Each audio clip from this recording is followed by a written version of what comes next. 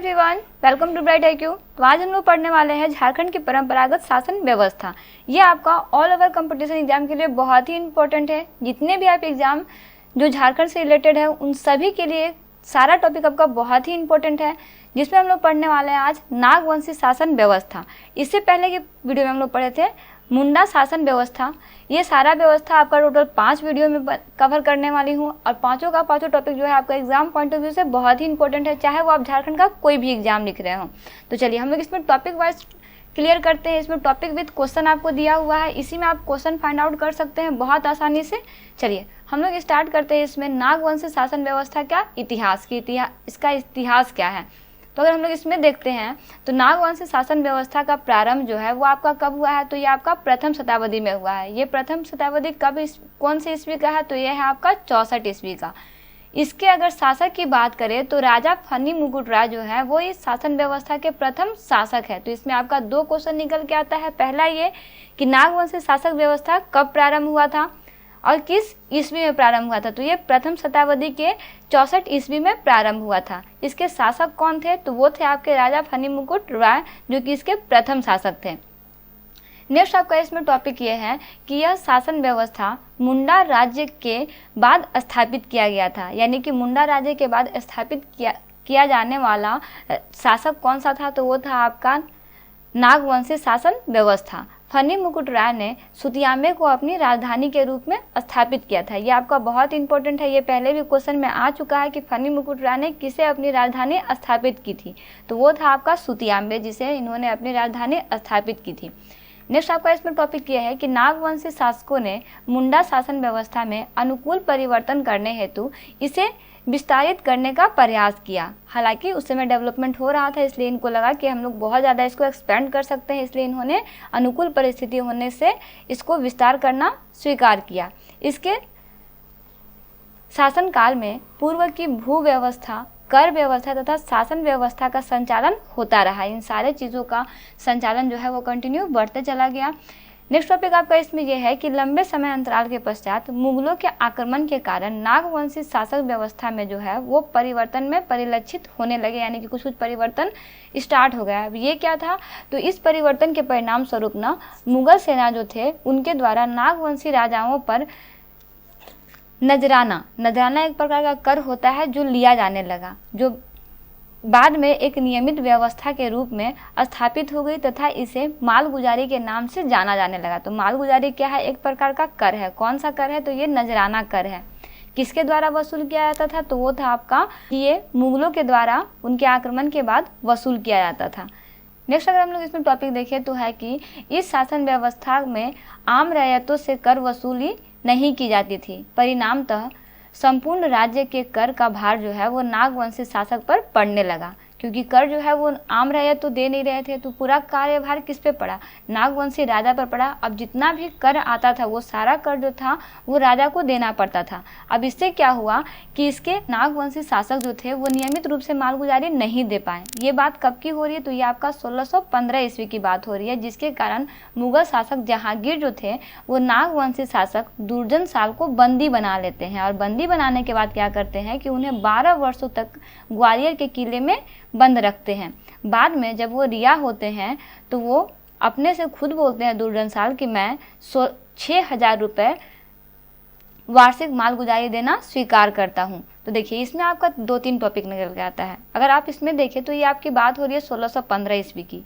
उस समय कौन शासक था, तो मुगल शासक जहांगीर थे, जो कि नागवंशी शासक दुर्जन साल को बंदी बनाए थे। क्यों बंदी बनाए थे, क्योंकि वो नियमित मालगुजारी नहीं दे पा रहे थे। इसका कारण क्या था, क्योंकि वहाँ पे कर जो था वो सिर्फ नागवंशी शासक से ही लिया जाता था। आम रैयत जो थे वो किसी प्रकार का कर नहीं देते थे, जिनके कारण ये पूरे के पूरे कर को नहीं चुका पाए, जिसके कारण मुगल शासक जहांगीर ने क्या किया कि इन्हें बंदी बना लिया टोटल 12 साल के लिए। और कहाँ पे कैद कर दिया, तो ग्वालियर के किले में कैद कर दिया। और जब इन्हें रिहा किया गया तो रिहा किस बेसिस पे किया गया कि तुम 6000 वार्षिक रूप से दोगे, ये बोल के इन्हें जो है बंदी से रिहा किया गया। अब इसके बाद क्या हुआ, जब ये रिहा हुए तो इस भार को कम करने के लिए इन्होंने नागवंशी राजाओं के आम जनता से कर जो है वो लेना शुरू कर दिया, यानी कि मालगुजारी वसूलना प्रारंभ कर दिया। और इसे वसूलने की जिम्मेदारी जो है वो पढ़ा के प्रमुख मानकी को दे दिया। इन मानकियों को नागवंशी शासक में भूंयहर कहा जाता है। तो ये याद रखना है कि भूंयहर किसे कहा जाता है, तो मानकियों को भूंयहर कहा जाता है। क्यों कहा जाता है? क्योंकि वो सारा का सारा कर वसूलने का जिम्मेदारी जो था वो उन्हें दिया गया था। किन्हें दिया गया था? भूंयहर को दिया गया था। भूंयहर कौन थे? तो वो मानकी थे। नेक्स्ट इसका टॉपिक क्या है आपका कि बाद में नागवंशी राजाओं द्वारा मालगुजारी वसूलने के लिए अलग से जागीरदार रखे गए। इसके द्वारा मुगल बादशाहों द्वारा जो था वो मांगे जाने वाली मालगुजारी दी जाती थी। मतलब नियमित नहीं था, वो अनियमित था। जब वो मांगते तभी दिया जाता, अगर वो नहीं मांगते तो नहीं दिया जाता। जब वो कर मांगते तभी कर दिया जाता, अगर वो नहीं मांगते तो कर नहीं दिया जाता। इसका भी एक नाम दिया गया।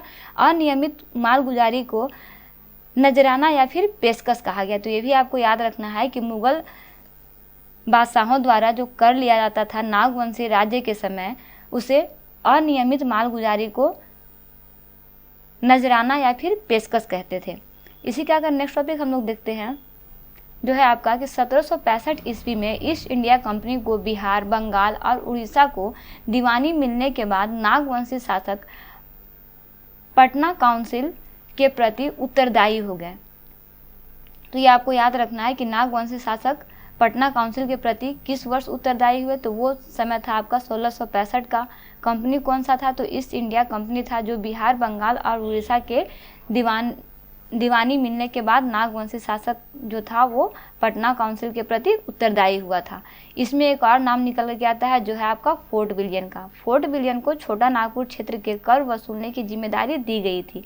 ये भी आपका समय कब का है? तो 1665 ईस्वी का है, जिसमें छोटा नागपुर क्षेत्र में कर वसूलने की जिम्मेदारी किसको दिया गया था? तो फोर्ट विलियम को कर वसूलने की जिम्मेदारी सौंपी गई थी। इसका अगर एक इम्पोर्टेंट पॉइंट देखिए जो है आपका कि 1773 ईस्वी में व्हिटली को छोटा नागपुर का कलेक्टर बनाया गया ताकि कर की वसूली निर्बाध तरीके से की जा सके। क्योंकि अगर एक बोला जाता है ना कि सरकारी काम होता है, तो इस तरह से जब एक कलेक्टर बनेगा तो कलेक्टर जिस चीज़ को भी वो अगर कुछ जो भी कर को लेके आएगा वो एक तरह से लीगल होगा। इसी को ध्यान में रखते हुए 1773 ईस्वी में जो था वो व्हिटली को छोटा नागपुर का क्या बनाया गया? कलेक्टर बनाया गया। क्यों बनाया गया? ताकि वो अच्छे से कर वसूली कर सके, निर्बाध तरीके से कर सके, ताकि उस पर किसी तरह का कोई आरोप ना लगे। इसी का अगर हम लोग नेक्स्ट टॉपिक देखें जो है आपका 1780 ईस्वी का। 1780 ईस्वी में क्या हुआ कि छोटा नागपुर, खास रामगढ़ तथा चतरा को मिलाकर रामगढ़ हिल ट्रैक बनाया गया। तो ये आपका बहुत इंपॉर्टेंट है कि रामगढ़ हिल ट्रैक कब बनाया गया और किन किन जगहों को मिलाकर बनाया गया। तो ये आपका बनाया गया 1780 को। छोटा नागपुर, खास रामगढ़ और चतरा को मिलाकर बनाया गया।